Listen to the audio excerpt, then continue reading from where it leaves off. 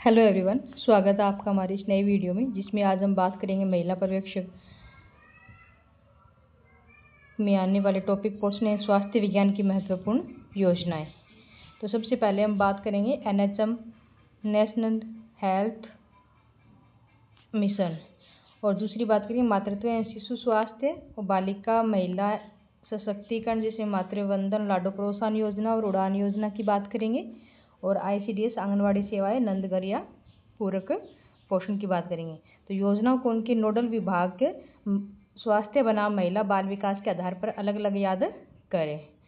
अब सबसे पहले बात करते हैं हम NHM की, नेशनल हेल्थ मिशन की। भारत में स्वास्थ्य सेवाओं को सुदृढ़ करने का प्रमुख मिशन शिशु IMR और मातृ मृत्यु दर में कमी लाना इसका मुख्य लक्षण है। राष्ट्रीय स्वास्थ्य मिशन का शॉर्ट नाम क्या है?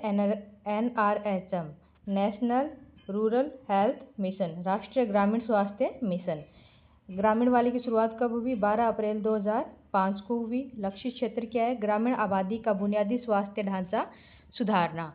दूसरा है NUHM, national urban health mission, राष्ट्रीय शहरी स्वास्थ्य मिशन। शहरी की शुरुआत हुई 1 मई 2013 को, जिसका लक्ष्य क्षेत्र क्या है? शहरी गरीबों की स्वास्थ्य आवश्यकताएं पूरी करना। तो ग्रामीण वाले की स्थापना शुरुआत कब हुई? 12 अप्रैल 2005 को। ग्रामीण वाले की पहले हुई है, और शहरी की हुई 1 मई 2013 को।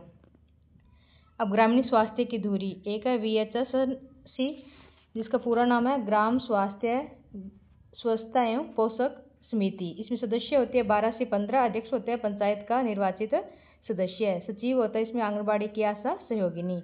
फंड इसमें कितना मिलता है? 10,000 प्रति वर्ष। और आशा का पूरा नाम याद करना कि एक क्रिएटेड सोशल हेल्थ एक्टिविस्ट, एक क्रेडिएटेड सोशल हेल्थ एक्टिविस्ट इसका पूरा नाम है।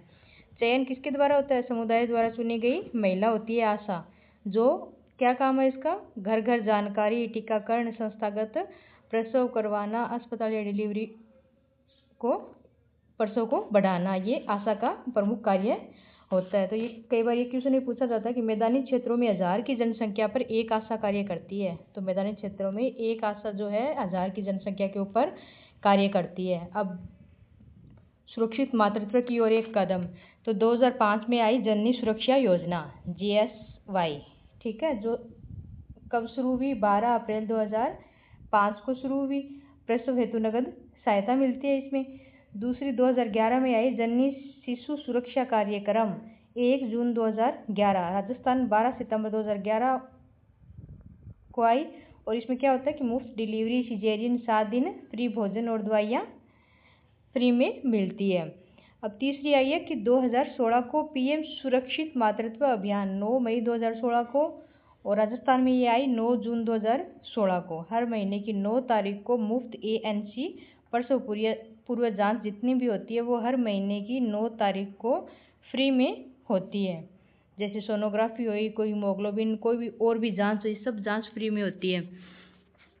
तो याद रखना कि जो GSY है, जननी सुरक्षा योजना, पहले आई है 2005 में आई 12 अप्रैल को, और जो जननी शिशु वाली है वो 2011 में आई, और मातृत्व अभियान है वो 2016 में आया।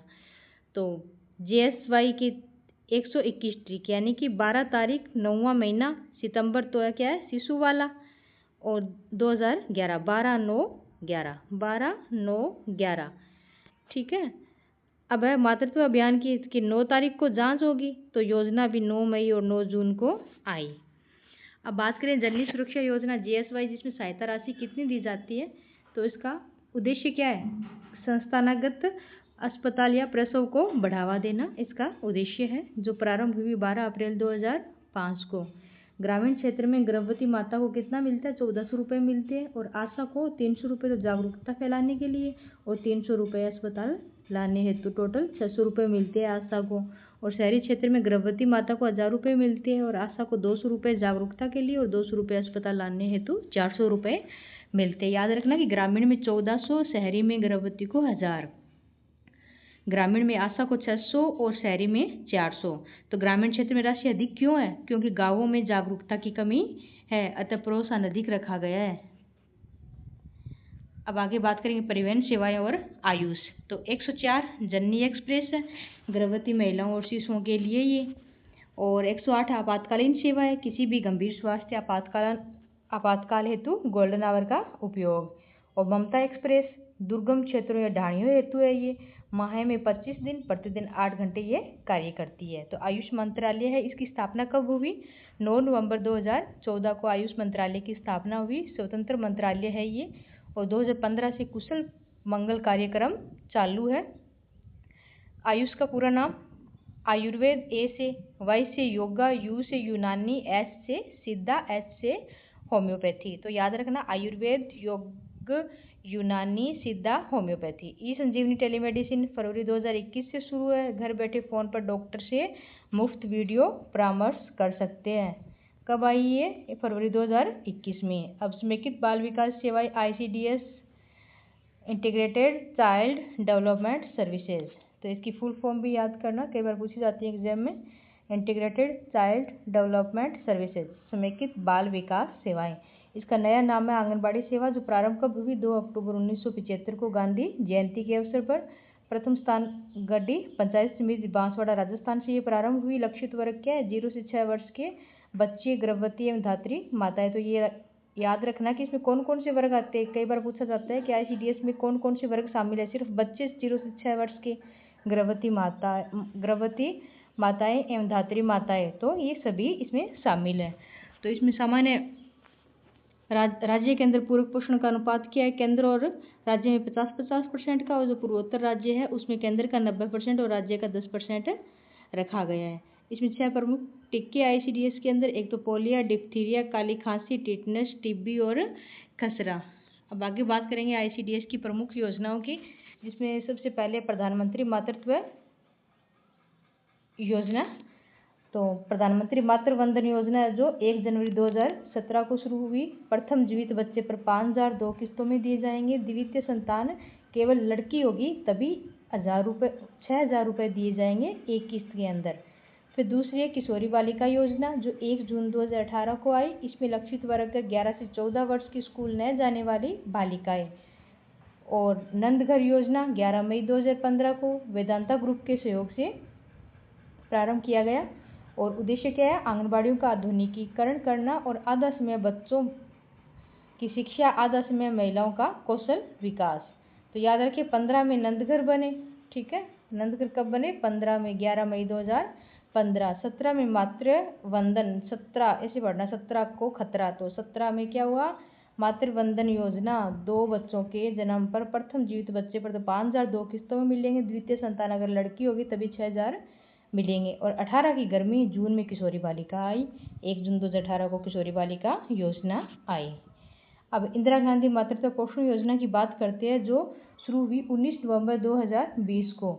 और दूसरी संतान पर 5 चरणों में कुल 6,000 की राशि दी जाएगी, जो इस प्रकार है कि पहली किस्त कब मिलेगी? गर्भावस्था पंजीकरण हो गया है 120 दिन में 1,000 रुपये मिलेंगे। फिर दूसरी किस्त कब मिलेगी? 6 माह में 2 प्रसव पूर्व जांच पूर्ण होने पर 1,000 रुपये मिलेंगे। और तीसरी किस्त है संस्थानागत अस्पताल जन्म पर 1,000 रुपये मिलेंगे। चौथी किस्त है 3 माह में सभी टीके लगने पर 2,000 रुपये मिलेंगे, ठीक है। 3 माह में सभी टीके शिशु को लगने पर 2,000 मिलेंगे। और 5वीं किस्त कॉपर्टी या परिवार नियोजन अपनाने पर 1,000 रुपये मिलेंगे। तो ये केवल 5 जिलों में लागू है, डूंगरपुर, बांसवाड़ा, प्रतापगढ़, उदयपुर, बारां शहरिया क्षेत्र है ये। अब आगे बात करेंगे बाल अधिकारिता विभाग, जिसकी स्थापना हुई 2013 को। इसमें नीतियाँ कौन कौन सी है कि राज्य बाल नीति 2008 के अंदर आई, और राज्य बालिका नीति 2013 को आई, और राष्ट्रीय बाल नीति 2013 को आई। तो 2 तो 13 को है, 1 8 को है। तो राज्य बाल नीति जो है 2008 को है, राज्य बालिका नीति और राष्ट्रीय बाल नीति 2013 को है। तो इसमें अधिनियम देखेंगे तो सबसे पहले किशोर न्याय अधिनियम 2015 है, जो 18 वर्ष से कम के बाल अपराधियों के सुधार हेतु है ये। फिर पोक्सो एक्ट 2012 में आया, बच्चों को यौन अपराधों से बचाने हेतु है ये। और बाल विवाह प्रतिशत अधिनियम 2006 में आया, जिसमें लड़के की आयु 21 वर्ष और लड़की की आयु 18 वर्ष विवाह के लिए निर्धारित की गई। और बाल अधिकार संरक्षण आयोग अधिनियम 2005 में आया। तो इसमें निष्कर्ष क्या है कि प्रमुख नीतियाँ 2008 व 2013 की है। 8 में बाल नीति है और 13 में बालिका नीति, राष्ट्रीय बाल नीति है। जबकि बाल सुरक्षा कानून जो है 2005 में, 5 में कौन सा आया? बाल अधिकार संरक्षण आयोग अधिनियम बना। 6 में बाल विवाह प्रतिषेध अधिनियम बना। 12 में पोक्सो एक्ट हुआ और 15 में किशोर न्याय अधिनियम बना। अब नारी शक्ति का उत्थान, साथिन योजना भूमिका क्या है? ग्राम पंचायत स्तर पर महिलाओं की मार्गदर्शक। नया अपडेट क्या है कि 29 फरवरी 2024 से अविवाहित महिलाएं भी पात्र है। 2 वर्ष का अनुभव होने पर 4 अंक बोनस में मिलेंगे। वेतन वृद्धि 1 अप्रैल 2024 से मानदेय में 10% की वृद्धि होगी। अब आगे है इंदिरा महिला शक्ति उड़ान योजना जो 19 दिसंबर 2021 से प्रारंभ हुई। उद्देश्य क्या है? महिलाओं या बालिकाओं को मुफ्त सैनिटरी नैपकिन उपलब्ध करवाना। तीसरा है इंदिरा महिला शक्ति निधि योजना जो 18 दिसंबर 2010 को आई। फंड है इसमें 1000 करोड़ रुपए और उद्देश्य क्या है? कौशल विकास, उद्यमिता और कंप्यूटर शिक्षा, RSCIT आदि। तो साथिनी योजना और इंदिरा महिला सशक्तिकरण उड़ान कब भरी? 21 में भरी, 19 दिसंबर 21 में। और महिला शक्ति कब आई? 10 में आई, 18 दिसंबर 2010 को ये शुरू हुई। अब क्या है? राजश्री से लाडो प्रोत्साहन का सफर देखेंगे कि अतीत में राजश्री योजना जिसकी शुरुआत हुई जून 2016 में, राशि कितनी मिलती थी? 50,000 मिलती थी और 6 किस्तों में मिलती थी। अब वर्तमान में इसका नाम रखा गया लाडो प्रोत्साहन योजना, जो नाम परिवर्तन कब हुआ? 1 अगस्त 2024 को। पहली किस्त जारी 14 दिसंबर 2024 को। उदयपुर महिला सम्मेलन में बड़ी घोषणा क्या हुई? 8 मार्च 2025 को महिला दिवस से 1 लाख की राशि को बढ़ाकर 1.5 लाख तक कर दिया गया है। और पात्र कौन है कि 1 अगस्त 2024 के बाद जन्मी गरीब परिवार की बालिकाएं है वो इस योजना की पात्र है। अब लाडो प्रोत्साहन योजना के 1.5 लाख का वितरण किस प्रकार से होता है वो देखेंगे हम कि जन्म पर तो 5,000 मिलेंगे जन्म होने पर लड़की के, और 1 वर्ष पूर्ण होगा, टीके लगा लिए सभी तो 5,000 और मिलेंगे। फिर कक्षा 1 में प्रवेश किया तो 10,000 मिलेंगे। कक्षा 6 में प्रवेश करने पर 15,000 मिलेंगे और कक्षा 10 में प्रवेश करने पर 20,000 मिलेंगे और कक्षा 12 में प्रवेश करने पर 25,000 मिलेंगे और स्नातक 21 वर्ष आयु पूर्ण होने पर 70,000 मिलेंगे। तो याद रखने का तरीका ये है कि जन्म पर और 1 वर्ष पर टीके लगे तो 5-5 हज़ार, फिर 5 का पाड़ा याद रखना कि 10,000 पहले क्लास में, फिर 15,000 छठी क्लास में और फिर 20,000 10वीं क्लास में और 25,000 12वीं क्लास में, और जो बाकी बच गए 70,000 वो स्नातक पूर्ण होने पर। अब ICDS की कब हुई शुरुआत? 2 अक्टूबर 1975 को। NRHM JSY की शुरुआत हुई 12 अप्रैल 2005 को। JSSK की शुरुआत हुई 1 जून 2011 को राजस्थान में, 12 सितंबर 2011 को। नंदघर कब बने? 11 मई 2015 में। PM मातृ वंदन योजना तो 1 जनवरी 2017 को। किशोरी बालिका 1 जून 2018 को। इंदिरा गांधी मातृत्व पोषण योजना 19 नवंबर 2020 को आई। लाडो प्रोत्साहन नया नाम लागू कब हुआ? 1 अगस्त 2024 में आई। तो प्रश्न को ध्यान से पढ़े कि राजस्थान में लागू होने की तिथि पूछ रहा है या योजना की शुरुआत की पूछ रहा है। ठीक है, अगर आपको इसी प्रकार महिला पर्यवेक्षक की और वीडियो चाहिए तो मेरी SKD सक्सेस हब चैनल है, उसमें प्लेलिस्ट में DECE 3 के ऊपर वीडियो बना रखा है मैंने, जो महिला पर्यवेक्षक के सिलेबस के ऊपर ही आधारित है। तो आप और अधिक जानकारी के लिए वो भी वीडियो देख सकते हैं, जिसे एक समरी के रूप में बनाया गया है। अब आगे बात करेंगे हम वंशानुक्रम एवं अनुवांशिकता की कि मानव में कितने जोड़ी गुणसूत्र होते हैं? तो मानव में 23 जोड़ी गुणसूत्र पाए जाते हैं, 23 जोड़ी पाए जाते हैं, यानी टोटल 46 गुणसूत्र पाए जाते हैं, जिसमें 22 जोड़े यानी कि 44 गुणसूत्र तो होते हैं दोनों में, महिला और पुरुष में दोनों में समान, जिसे कायिक गुणसूत्र बोलते हैं। और 1 जोड़ा लैंगिक गुणसूत्र का होता है, जिसे यानी कि 2 गुणसूत्र, 1 जोड़े में 2 होते हैं। ठीक है, तो 22 जोड़े कायिक गुणसूत्र होंगे और 1 जोड़ा गुणसूत्र वो लैंगिक गुणसूत्र होगा, यानी कि महिला में तो XX होता है और पुरुष में XY होता है। अब समरण तथ्य क्या है कि बच्चे के लिंग लड़का होगा या लड़की का निर्धारण हमेशा पिता के गुणसूत्रों द्वारा लगाया जाता है, क्योंकि X और Y पिता के अंदर होते हैं। अब इसमें अनुवांशिक विकार कौन कौन से वो देखेंगे कि डाउन सिंड्रोम है। डाउन सिंड्रोम किससे होता है कि जो गुणसूत्र 21 है उसकी अधिकता से डाउन सिंड्रोम होता है। ठीक है, ट्राइसोमी 21 यानी कि टोटल 46 गुणसूत्र होते हैं और डाउन सिंड्रोम में एक गुणसूत्र की अधिकता मिलेगी और महिला व पुरुष दोनों में होता है ये डाउन सिंड्रोम, यानी कि 46 गुणसूत्र की जगह 47 गुणसूत्र मिलेंगे। ठीक है, डाउन सिंड्रोम क्वेश्चन आता है कि डाउन सिंड्रोम कौन से गुणसूत्र की अधिकता के कारण होता है, तो 21वें गुणसूत्र की अधिकता के कारण होता है, ये 21 है। ठीक है, अब आगे टर्नर सिंड्रोम। टर्नर सिंड्रोम याद रखना महिलाओं में होता है और क्लाइनफेल्टर जो सिंड्रोम होता है वो पुरुषों में होता है। तो दोनों ये 23वें गुणसूत्र की कमी और अधिकता के कारण होता है। तो टर्नर सिंड्रोम जो होता है वो 23वें गुणसूत्र में कमी के कारण होता है, यानी कि मोनोजोमी 23, जिसमें गुणसूत्रों की संख्या 46 से घटकर 45 रह जाएगी और ये केवल महिलाओं में होता है, यानी कि महिलाओं में 2X गुणसूत्र होते हैं तो एक गुणसूत्र की कमी पाई जाती है, जिससे X0 यानी कि 45 गुणसूत्र महिला में पाए जाएंगे। फिर क्लाइनफेल्टर सिंड्रोम है, यानी कि ट्राइसोमी 23, यानी कि एक गुणसूत्र की 23वें गुणसूत्र में एक गुणसूत्र की अधिकता पाई जाती है, पुरुषों में होता है ये। तो केवल पुरुषों में होता है, एक X गुणसूत्र की अधिकता होती है, जिसके कारण पुरुषों में महिलाओं के जैसे लक्षण प्रकट होने लगते हैं। तो याद रखना डाउन सिंड्रोम जो है 21वें गुणसूत्र की अधिकता के कारण होता है। टर्नर सिंड्रोम 23वें गुणसूत्र की कमी के कारण होता है, जो केवल महिलाओं में होता है। और क्लाइनफेल्टर सिंड्रोम 23वें गुणसूत्र में अधिकता के कारण होता है और जो केवल पुरुषों में होता है और पुरुषों में महिलाओं के जैसे लक्षण आने लगते हैं। अब विकास की दिशा है कि बच्चों में विकास की दिशा किस प्रकार है, तो बच्चे के अंदर सिफेलोकोडल शब्द का क्या अर्थ है कि बच्चे में विकास जो है सिर से पैर की तरफ होता है। बच्चा हमेशा पहले सिर उठाना सीखता है, फिर हाथों की प्रतिक्रिया करता है, धड़ उठाता है, फिर लास्ट में चलना सीखता है। तो इस प्रकार सिर से पैर की ओर बच्चे का विकास होता है। एक आता है प्रोक्सिमो डिस्टल, यानी कि बच्चे का विकास जो होता है केंद्र से बाहर यानी कि परिधि की तरफ होता है, जिसको बोलते हैं प्रोक्सिमो डिस्टल। अब गामोकोशल विकास है, जो सबसे पहले क्या होता है दौड़ना, बाद में सूक्ष्म अंगुलियों से लिखना, यानी कि स्थूल विकास और सूक्ष्म विकास दो होते हैं। स्थूल विकास तो यानी कि अगर बच्चा बड़ी बड़ी मांसपेशियों का उपयोग करता है जैसे चलना दौड़ना, तो उसका क्या है कि स्थूल विकास है, स्थूल गामक विकास है। सूक्ष्म गामक विकास क्या होता है कि बच्चे अगर अपनी अंगुलियों और हाथों का उपयोग करके कोई कार्य कर रहा है तो वो उसका सूक्ष्म विकास हो रहा है, जैसे किसी पेन को पकड़ना या किसी और चीज़ को अपने हाथों और उंगलियों से पकड़ना, तो इसका सूक्ष्म विकास है। अब बाल विकास की अवस्थाएं देखेंगे कि गर्भावस्था 9 माह है, शारीरिक अंगों का प्रारंभिक निर्माण होता है गर्भावस्था के अंदर। शेषावस्था 0 से 2 वर्ष की होती है, जिसे खिलौनों की आयु अनुकरण से सीखना, बच्चा देखकर नकल करके सीखता है।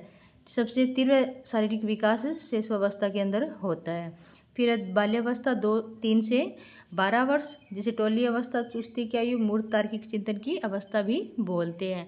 फिर किशोरावस्था है 12 से 19 वर्ष, टीनेज, अमूर्त चिंतन करने लगता है। नायक पूजा यानी कि अपने किसी फिल्म स्टार हो गया या फिर किसी को अपना आदर्श मान लेना और उसी की तरह व्यवहार करना, जैसे हेयर स्टाइल वगैरह, ड्रेसअप वगैरह सब कुछ उस नायक की अनुसार ही वह करने लगता है। और पहचान का संकट, ये सब क्या किशोरावस्था की विशेषता है। अब संज्ञानात्मक विकास, जीन पियाजे की बात करते हैं कि पियाजे के अनुसार सभी बच्चों के विकास की गति समान नहीं होती है, यह असतत है। तो इसने 4 अवस्था बताइए, एक स्वेदी पेशीय अवस्था, एक पूर्व संक्रियात्मक अवस्था, एक मूर्त संक्रियात्मक अवस्था और एक है औपचारिक संक्रियात्मक अवस्था। तो सबसे पहले हम बात करेंगे कि स्वेदी पेशीय अवस्था है वो है 0 से 2 वर्ष, जिसमें वस्तु स्थायित्व का गुण आने लगता है। पूर्व संक्रियात्मक अवस्था है जो है 2 से 8 वर्ष और मूर्त संक्रियात्मक अवस्था 8 से 11 वर्ष और औपचारिक संक्रियात्मक अवस्था 11 से अधिक। ठीक है, जिसमें अमूर्त। अब स्वेदी पेशीय अवस्था है, इसमें वस्तु स्थायित्व का गुण आने लगता है। और जो पूर्व संक्रियात्मक अवस्था है 2 से 8 वर्ष, जिसमें जीववाद और आत्म केंद्रितवाद बच्चे में ये लक्षण दिखाई देते हैं। मूर्त संक्रियात्मक अवस्था, इसमें संरक्षण, पलटवी गुण, बच्चे पलट कर सीखना, मूर्त तर्क करना, ये क्या है 8 से 11 वर्ष तक मूर्त संक्रियात्मक अवस्था। और 11 के बाद औपचारिक संक्रियात्मक अवस्था, जिसमें बच्चा अमूर्त चिंतन करने लगता है, परिकल्पनात्मक तर्क करने लगता है। अब मनोसामाजिक सिद्धांत की बात करेंगे। एरिक्सन ने दिया मनोसामाजिक सिद्धांत, जिसमें विश्वास बनाम अविश्वास की अवस्था जो है शेषावस्था के लिए है, और स्वायत्तता बनाम श्रम या संदेह ये पूर्व बाल्यावस्था के लिए है, परिश्रम बनाम हीनता ये मध्य बाल्यावस्था के लिए है, और पहचान बनाम भूमिका संभ्रांति ये किशोरावस्था के लिए है। संकट का समाधान स्वस्थ व्यक्तित्व का निर्माण करता है, किशोरावस्था की विशेषता ये। अब संज्ञानात्मक रचनावाद किसने दिया? ब्रूनर और वाइगोस्की दोनों ने दिया। तो जेरोम ब्रूनर है, इसने 3 अवस्थाएं बताई है, एक तो क्रियात्मक, एक प्रतिबिंबात्मक, एक प्रतीकात्मक। और ये जेरोम ब्रूनर क्या है? खोज उपागम के जनक है। और इनके अनुसार जो पाठ्यक्रम है वो वर्तुलाकार होना चाहिए, रेखीय नहीं होना चाहिए, जेरोम ब्रूनर ने बताया। जो मैं बता रही हूँ उनसे हर लाइन से क्वेश्चन बनने की संभावना है, तो जो बोल रही हूँ वो ध्यान से सुनना। कि जेरोम ब्रूनर है, इसने 3 अवस्थाएं बताई है, क्रियात्मक, प्रतिबिंबात्मक और प्रतीकात्मक। खोज उपागम के जनक है जेरोम ब्रूनर, और वर्तुलाकार पाठ्यक्रम इन्होंने बताया। अब ले वाइगोस्की ये क्या है कि सामाजिक सांस्कृतिक विकास का सिद्धांत दिया इन्होंने, और भाषा जो है सामाजिक अंत्यक्रिया का परिणाम है ये भी बताया। और इन्होंने समीपस्थ विकास का क्षेत्र एवं मचान ZPD जैसे शब्द भी बताए। अब अधिगम के प्रमुख सिद्धांत कौन कौन से? इवान पावलोव ने कौन सा सिद्धांत दिया? शास्त्रीय अनुबंधन का सिद्धांत दिया। BF स्किनर ने सक्रिय अनुबंधन या पुनर्बलन का सिद्धांत दिया।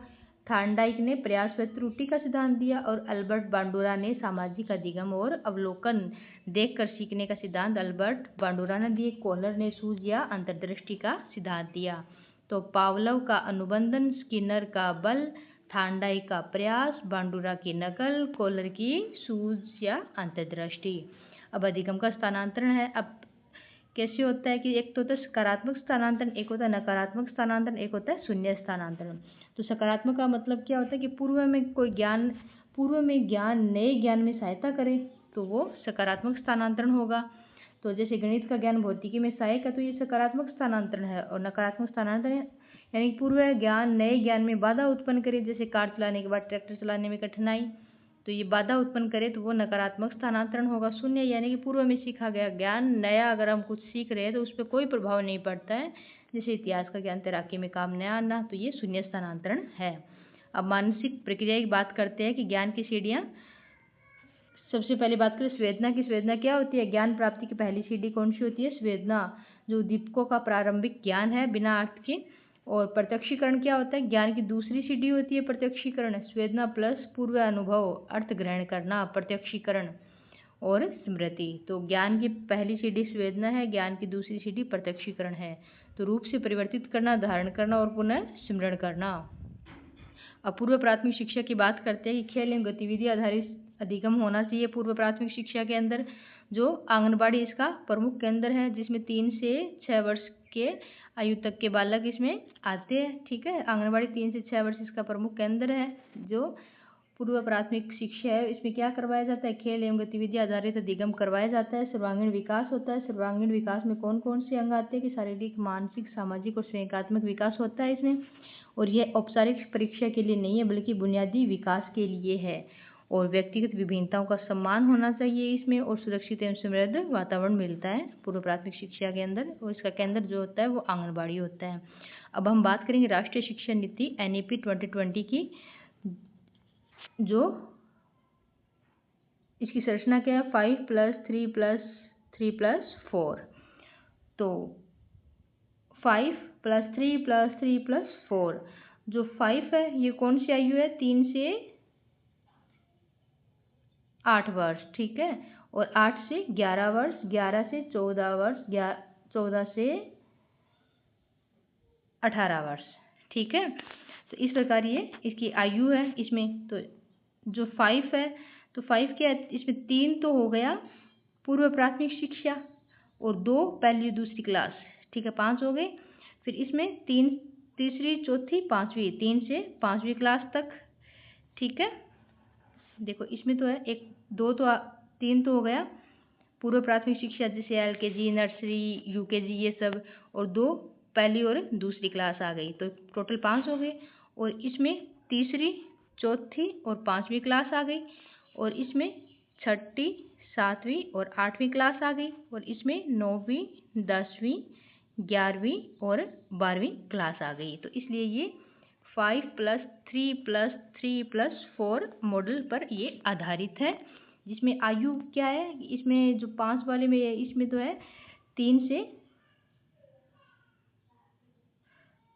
8 वर्ष, और 3 वाले में ये 8 से 11 वर्ष इसमें आयु है, और इसमें 11 से 14 वर्ष, 14 से 18 वर्ष।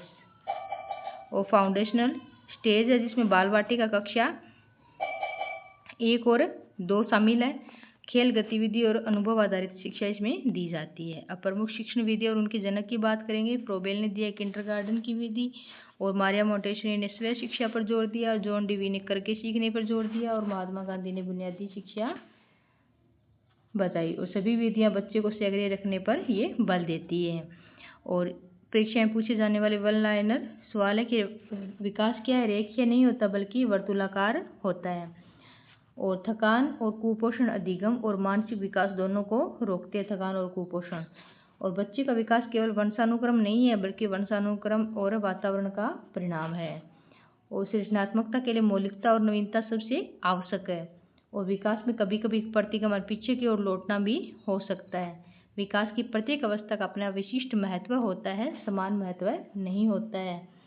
तो इस प्रकार जो बोल रही हूँ मैं, हर लाइन से क्वेश्चन बन रहे हैं, तो आप एक बार जाते जाते इसको रिवाइज जरूर करके जाना। अब हम बात करेंगे कि महिला पर्यवेक्षक के अंदर प्रबंधकीय गुण। तो सबसे पहले हम पदानुक्रम की बात करते हैं कि उच्च से निम्न। तो जो आंगनबाड़ी जो सहायिका कार्यकर्ता होती है वो नीचे नीचे आती है, और इसके ऊपर कौन सा पद होता है, महिला पर्यवेक्षक का, यानी कि आपका पद होगा। और महिला पर्यवेक्षक के ऊपर CDPO यानी कि बाल विकास परियोजना अधिकारी होते हैं, और इनके ऊपर DPO जिला कार्यक्रम अधिकारी होते हैं। तो सबसे ऊपर DPO, फिर नीचे CDPO, फिर महिला पर्यवेक्षक, और फिर आंगनबाड़ी कार्यकर्ता या सहायिका। इस प्रकार ये इनका पदानुक्रम है उच्च से निम्न की ओर। और जवाबदेही हमेशा नीचे से ऊपर की ओर होती है। याद रखना कि जवाबदेही हमेशा ऊपर से नीचे की ओर होती है, यानी कि जो नीचे वाले होते हैं वो हमेशा ऊपर वालों को जवाब देते हैं। ठीक है, कोई भी अगर फाइल तैयार करनी हुई या कोई भी अन्य कार्य करना होता है तो आंगनबाड़ी या सहायिका किसको जवाब देती है, महिला पर्यवेक्षक को जवाब देती है। और जो महिला पर्यवेक्षक होते हैं वो अब CDPO अपने से उच्च अधिकारी को जवाब देते हैं, और CDPO DPO को जवाब देती है। तो जवाबदेही हमेशा नीचे से ऊपर की तरफ होती है। अब बात करते हैं मासिक प्रगति रिपोर्ट की, यानी कि 2 से 3 तारीख कार्यकर्ता पर्यवेक्षक को रिपोर्ट देता है, और 4 से 7 तारीख महिला पर्यवेक्षक CDPO कार्यालय को रिपोर्ट भेजता है।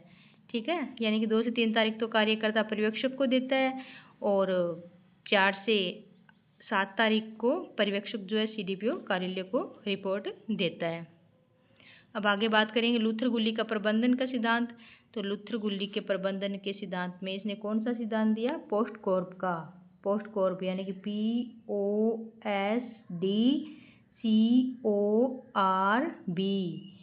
तो P का मतलब प्लानिंग, O का मतलब ऑर्गेनाइजेशन संगठन, S का मतलब स्टाफिंग या कर्मचारी नियुक्ति, D का मतलब डायरेक्टिंग या निर्देशन, CO का मतलब कोऑर्डिनेटिंग या समन्वय, R का मतलब रिपोर्टिंग या रिपोर्ट देना, और B का मतलब बजट बनाना।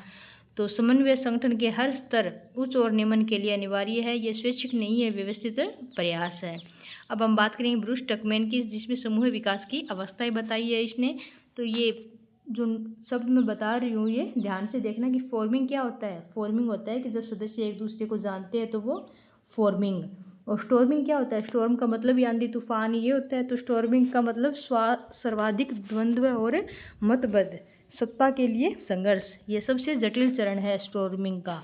और नॉर्मिंग, नियम बनते हैं नॉर्मिंग में, और सामंजस्य बैठता है। और परफॉर्मिंग में क्या होता है कि समूह पूरी क्षमता से सर्वश्रेष्ठ कार्य करता है। तो चारों शब्द ये याद रखना। फॉर्मिंग का मतलब सदस्य एक दूसरे को जानते हैं, स्टॉर्मिंग का मतलब इसमें द्वंद्व होता है, नॉर्मिंग का मतलब नियम बनते हैं, परफॉर्मिंग का मतलब सर्वश्रेष्ठ कार्य करते हैं।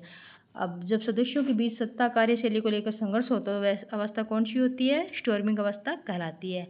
अब कूट लेविन का परिवर्तित मॉडल है। जैसे अनफ्रीजिंग क्या होता है, अनफ्रीजिंग क्या होता है कि यथास्थिति को तोड़ना। अनफ्रीज यानी कि कोई चीज़ फ्रीज है उसको हम तोड़ रहे हैं, तो अनफ्रीजिंग करना।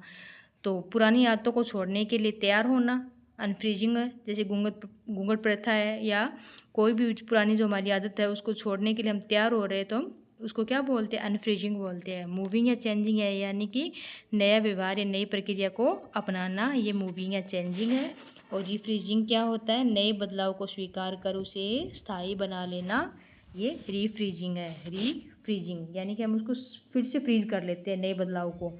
अब एमबीओ क्या उद्देश्य द्वारा प्रबंधन होता है, ये इसकी मुख्य विशेषता सहभागिता है एमबीओ की, जिसमें उच्च अधिकारी और अधीनस्थ मिलकर संयुक्त रूप से लक्ष्य निर्धारित करते हैं। एमबीओ में मतलब उच्च अधिकारी और निम्न अधीनस्थ अधिकारी दोनों मिलकर लक्ष्य निर्धारित करते हैं, सहभागिता होती है इसमें। और नेतृत्व शैलियाँ, जिसकी एक तुलना है कि परिवर्तनकारी नेतृत्व और व्यवहारगत नेतृत्व क्या होता है। परिवर्तनकारी नेतृत्व जो है, इसमें दृष्टिकोण भविष्योन्मुखी दीर्घकालीन विजन रखा जाता है। और जो व्यवहारगत नेतृत्व होता है, इसमें दृष्टिकोण वर्तमानमुखी, मौजूदा समय या लेन देन वर्तमान में क्या हो रहा है उसके आधार पर रखा जाता है। इसका उद्देश्य है, परिवर्तनकारी नेतृत्व का उद्देश्य है संगठन की विजन को बदलने और कर्मचारियों को प्रेरित करने पर केंद्रित है। और व्यवहारगत परिवर्तन का क्या उद्देश्य है, दैनिक कार्यों, पुरस्कारों और दंड पर निर्भर केवल मौजूदा ढांचे पर केंद्रित है, ये व्यवहारगत। सहभागी शैली क्या आती है, जब पर्यवेक्षक कोई नई योजना लागू करने से पहले सभी कार्यकर्ताओं की बैठक बुलाकर उनके सुझाव लेती है, यह हस्तक्षेपकारी नहीं है, तो ये सहभागी शैली कहलाती है। नेतृत्व प्रबंधन के प्रमुख मॉडल की बात करेंगे कि फिडलर का एलपीसी मॉडल क्या है, तो यह नेता के बुनियादी झुकाव को मापता है। उच्च एलपीसी स्कोर क्या है, संबंध उन्मुख रिलेशनशिप पर फोकस करता है। और निम्न एलपीसी स्कोर क्या है, कार्य उन्मुख टास्क पर फोकस करता है। अब रॉबर्ट कॉट्स के कौशल की बात करते हैं, जिसमें इन्होंने क्या बताया कि उच्च स्तरीय प्रबंधन के लिए वैचारिक कौशल, सोचने की क्षमता सबसे अनिवार्य है। निचले स्तर के प्रबंधन के लिए तकनीकी कौशल अनिवार्य है। अब कार्यस्थ मनोविज्ञान, जिसमें तनाव और विवाद की बात करते हैं, इसमें तनाव दो प्रकार के होते हैं, एक तो यूट्रेस, एक होता है डिस्ट्रेस। तो यूट्रेस तो होता है सकारात्मक तनाव, जो चुनौती महसूस कराता है और बेहतर प्रदर्शन के लिए प्रेरित करता है। और जो डिस्ट्रेस होता है वो नकारात्मक और हानिकारक होता है। एक विवाद समाधान शैली है, जिसमें समायोजन, जब एक पक्ष अपनी चिंताओं को त्याग कर दूसरे की इच्छाओं को मान लेता है, तो विवाद समाधान तो हो ही गया ना, जब एक पक्ष दूसरे की बात मान लेता है, यानी कि मैं हार गया तुम जीते, तो विवाद समाधान शैली। इसमें क्या है कि 80-20 नियम है, आपके 20% सर्वश्रेष्ठ प्रयास ही 80% परिणामों के लिए जिम्मेदार होते हैं। व्यवहार मनोविज्ञान की बात करते हैं, जिसमें जोहारी विंडो मॉडल है, जिसमें इन्होंने क्या बताया, ब्लाइंड स्पॉट, वह क्षेत्र जो दूसरों को ज्ञात है लेकिन स्वयं को नहीं। तो ब्लाइंड स्पॉट क्या है कि अगर हम देखते हैं कि हमारे अंदर कि कोई चीज़ हमें स्वयं को ज्ञात नहीं है लेकिन दूसरे जानते हैं, तो वो हमारा क्या है, ब्लाइंड स्पॉट है। उदाहरण, हमारा वह व्यवहार जो दूसरे स्पष्ट देख सकते हैं लेकिन हम उनसे अनजान होते हैं। अब एक है हेलो इफेक्ट, किसी व्यक्ति की केवल एक विशेषता जैसे अच्छी लिखावट या समय का पाबंद होना के आधार पर उसके संपूर्ण व्यक्तित्व का सकारात्मक मूल्यांकन कर लेना, ये है हेलो इफेक्ट। अब संगठन संस्कृति और सत्ता के सिद्धांत की बात करते हैं, कला करती है, यानी कि बाहरी क्या होती है जिसे स्पष्ट देखा जा सकता है, जैसे ड्रेस कोड, ये क्या है, बाहरी कलाकृतियाँ है। और घोषित मूल्य क्या है, मध्य, जो संगठन अपने बारे में कहता है वो है घोषित मूल्य। और बुनियादी मान्यताएं आंतरिक, यानी गहरे विश्वास जो बिना कहे कर्मचारी के व्यवहार को संचालित करते हैं, वो है बुनियादी मान्यताएं। अब मैक्स वेबर की सत्ता, इसमें क्या है कि कानूनी तर्क संगत सत्ता क्या होती है कि वह सत्ता जो परंपराओं के बजाय लिखित कानूनों, नियमों और संविधान पर आधारित होती है। उदाहरण, महिला पर्यवेक्षक का पद, वो है कानूनी तर्क संगत सत्ता। अब निर्णय प्रक्रिया की बात करते हैं कि निर्णय किसी चीज़ का हम किस प्रकार लेते हैं, तो सबसे पहले हम समस्या की पहचान करते हैं, ठीक है। कोई भी समस्या है कि समस्या है क्या, उसकी पहचान करेंगे। अब उस समस्या के बारे में, किसके बारे में वो समस्या है, उसके डाटा को हम संग्रहण करेंगे।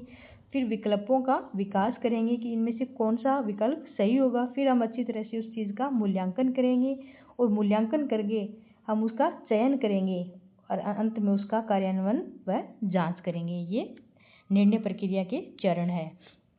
अब हर्बर्ट साइमन का संतुष्टि मॉडल क्या बोलता है कि समय और जानकारी की कमी होने पर व्यक्ति सर्वश्रेष्ठ विकल्प नहीं चुन पाता है, अतः ऐसा निर्णय लेता है जो उसकी न्यूनतम आवश्यकताओं को पूरा करे, पर्याप्त रूप से अच्छा हो।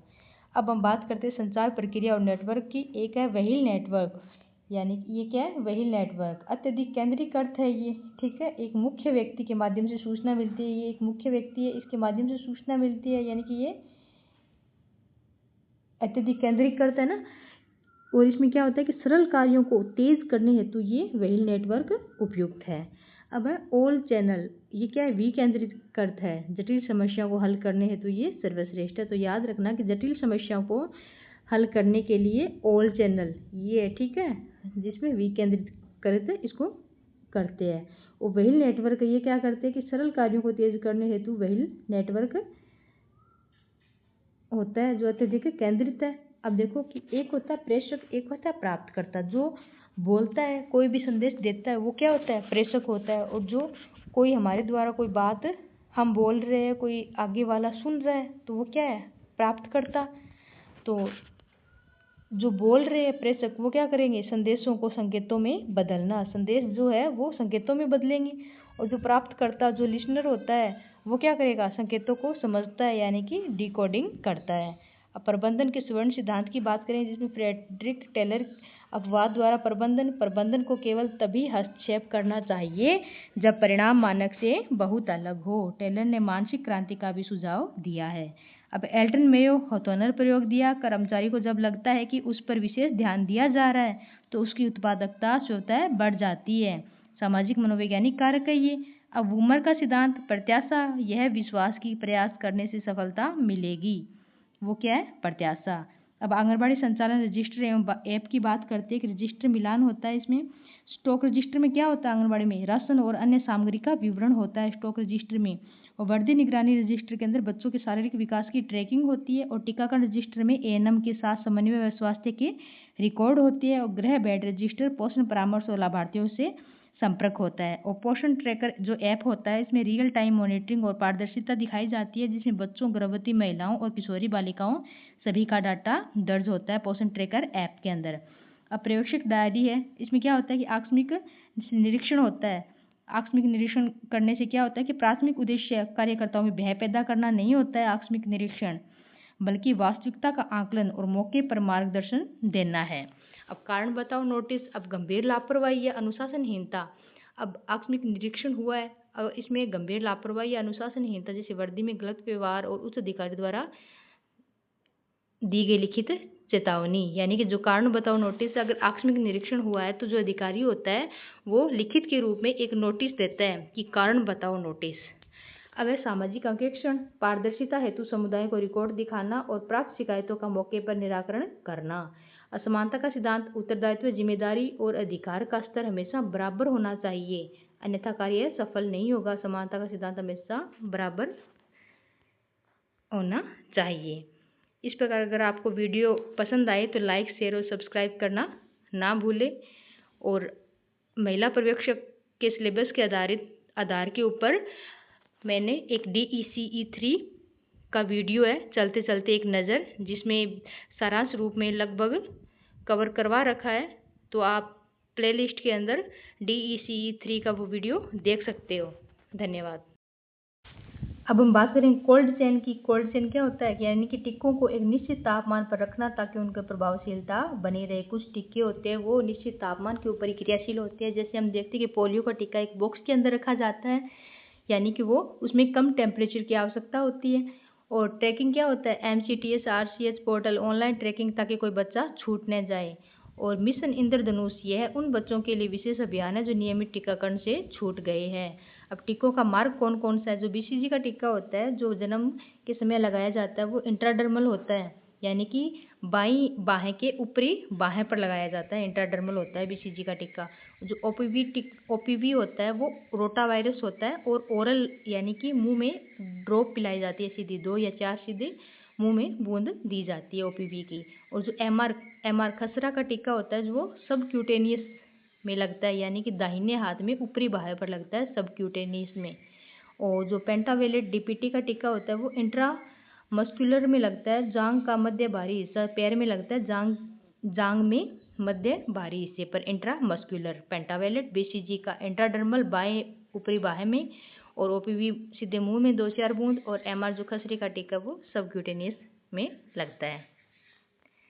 अब हम बात करेंगे स्वास्थ्य जांच। इसमें शिशु है जो 0 से 6 वर्ष है, जिसकी वजन, लंबाई, सिर, छाती का घेरा, कुपोषण, इसमें जांच करेंगे। आवर्ती क्या है कि 0 से 5 वर्ष तक मासिक साल में 12 बार इसकी जांच करवाई जाती है शिशु की। और गर्भवती महिलाएं ANC यानी कि वजन, BP, हीमोग्लोबिन, भ्रूण विकास, ये इसकी जांच करते हैं। और आवर्ती क्या होती है, प्रसव पूर्व कम से कम 4 जांच अनिवार्य होती है। प्रसव पूर्व यानी कि 9 माह में कम से कम 4 जांच करवानी चाहिए। धात्री महिलाएं हैं जो बच्चों को दूध पिला रही है, उनमें कौन कौन सी जांच होती है, हीमोग्लोबिन स्तर, संक्रमण, स्तनपान समस्याएं। आवर्ती क्या है कि प्रसव के तुरंत बाद नियमित अंतराल यानी कि 5 से 10 दिन के अंदर जांच करवाई जाती है। अब हम बात करेंगे स्वास्थ्य जांच प्रक्रिया का प्रवाह किस प्रकार से होता है। कि सबसे पहले हम पंजीकरण करवाते हैं, लाभार्थियों की सूची तैयार करना, स्क्रीनिंग करवाते हैं, आंगनबाड़ी स्तर पर प्रारंभिक जांच, वजन या ऊंचाई, और स्वास्थ्य दिवस ANM द्वारा विस्तृत जांच होती है। BP की, हीमोग्लोबिन की इंजेक्शन दिए जाते हैं। रेफरल सेवाएं क्या है, गंभीर समस्या या कुपोषण होने पर PHC या CHC भेजना गंभीर कुपोषित बच्चों के लिए अत्यंत महत्वपूर्ण है।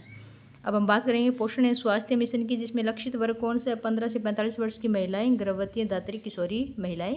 मुख्य विषय क्या है, 6 माह तक केवल स्तनपान, स्वच्छता, हाथ धोने के 6 चरण, ORS घोल। अब शिक्षा के तरीके कौन कौन से, इसमें सामुदायिक सुपोषण दिवस, अन्नप्राशन संस्कार, गोद भराई। प्रदर्शन क्या होता है, सहजन की पत्तियों जैसे स्थानीय खाद्य का उपयोग किया जाता है। गृह भ्रमण क्या है, कार्यकर्ता द्वारा घर जाकर सास और पति को समझाना ताकि माता को आराम और उचित पोषण मिल सके। अब हम बात करेंगे तिरंगा भोजन क्या है, कि नारंगी पीला, इसका मतलब है ऊर्जा, अनाज, गुड़, तेल, आलू कार्य करने की क्षमता बढ़ाते हैं, ऊर्जा प्रदान करते हैं। सफ़ेद है वो प्रोटीन देता है, यानी कि दाल, दूध, अंडा, मांस, इसमें प्रोटीन होते हैं और शरीर का विकास और मरम्मत प्रोटीन का कार्य है। हरा क्या है, सुरक्षा को प्रदर्शित करता है, हरे पत्तेदार सब्जियां, फल, रोग प्रतिरोधक क्षमता, बीमारियों से लड़ना आदि इसका कार्य है। अब हमने ये देख ली इंदिरा मातृत्व पोषण योजना जो 19 दिसंबर 2020 को प्रारंभ हुई, ठीक है। अब IM शक्ति उड़ान योजना है, आंगनबाड़ी कब शुरू हुई, जिसका उद्देश्य क्या है कि निःशुल्क सैनिटरी नैपकिन उपलब्ध करवाना। 11 से 45 वर्ष इसमें आयु है और मात्रा कितनी है, 12 नैपकिन प्रति माह मिलेंगे। और अन्य क्या नाम है इसका, कालीबाई भील उड़ान योजना इसका नाम है। मांग किस प्रकार की जाती है इसकी, कि आंगनबाड़ी कार्यकर्ता जो है राज SIMS या राज SIMS पोर्टल पर मांग दर्ज की जाती है। फिर आपूर्ति किस प्रकार होती है, सेक्टर स्तर से स्टॉक आंगनबाड़ी तक पहुंचता है। फिर वितरण स्कूलों या कॉलेजों में छात्राओं को और आंगनबाड़ी में स्कूल न जाने वाली महिलाओं को दी जाती है नैपकिन। फिर रिकॉर्ड लाभार्थियों के हस्ताक्षर या अंगूठा निशान और पोर्टल पर डाटा अपडेट किया जाता है। अब पालनहार योजना है, जिसमें लाभार्थी कौन कौन होंगे, इसमें नोडल जो विभाग है वो सामाजिक न्याय व अधिकारिता विभाग है। और अनाथ, इसमें पालनहार योजना में कौन कौन लाभार्थी है, एक तो है अनाथ बच्चे जो जिसके माता पिता दोनों की मृत्यु हो गई है, एक है विशेष योग्यजन दिव्यांग माता पिता के बच्चे, एक तलाकशुदा परित्यक्ता महिला के बच्चे, एक आजीवन कारावास प्राप्त माता पिता के बच्चे, एक विधवा माता या पुनर्विवाह विधवा माता के बच्चे, HIV एड्स कुष्ठ रोग या सिलिकोसिस पीड़ित के बच्चे। अब पालनहार योजना है, इसमें राशि किस प्रकार दी जाती है, 0 से 6 वर्ष आंगनबाड़ी तक अनाथ श्रेणी के अंदर है तो 1500 रुपये प्रति माह मिलेंगे और अन्य श्रेणी में 750 रुपये प्रति माह मिलेंगे। 6 से 18 वर्ष जो बच्चे स्कूल जा रहे हैं उसको 2500 रुपये प्रति माह मिलेंगे जो अनाथ है, और जो अन्य श्रेणियों में उसको 1500 रुपये प्रति माह मिलेंगे। और वार्षिक अतिरिक्त सहायता सभी श्रेणियों को कपड़े और जूते के लिए 2000 रुपये अतिरिक्त दिए जाएंगे। अब इंदिरा गांधी मातृत्व पोषण योजना है वो दूसरी संतान वाली माताएं या लक्षित समूह है। और नोडल विभाग महिला में बाल विकास है, 6005 किस्तों में मिलेंगे। लाडो प्रोत्साहन योजना है बालिकाएं, इसका लक्षित वर्ग है स्वास्थ्य प्लस शिक्षा प्लस उच्च शिक्षा यानी कि 1.5 लाख दिए जाएंगे लाडो प्रोत्साहन योजना में। और उड़ान योजना है 11 से 45 वर्ष की महिलाएं या किशोरी महिलाएं में बाल विकास, इसका नोडल विभाग है। 12 निःशुल्क नैपकिन दी जाएगी प्रति माह। पालनहार योजना है, इसमें अनाथ एवं बेसहारा बच्चे आते हैं, सामाजिक न्याय अधिकारिता इसके नोडल विभाग है। सामाजिक मासिक सहायता दी जाती है और 2000 रुपये वार्षिक अनुदान दिया जाता है। अगर आपको वीडियो पसंद आए तो चैनल को लाइक शेयर और सब्सक्राइब जरूर करना। धन्यवाद।